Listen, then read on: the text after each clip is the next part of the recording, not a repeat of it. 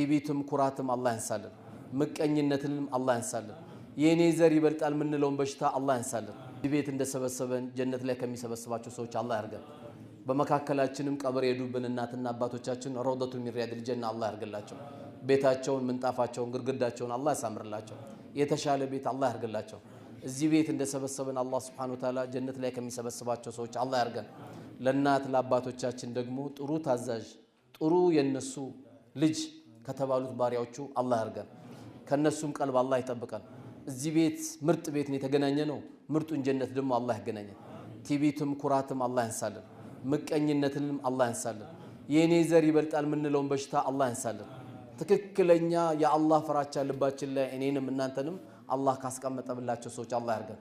በየደቂቃው እሳት እየዘነበባቸው ያሉት ፍልስጤሞችንም አላህ ይድረስላቸው الله يدرس الله يدرس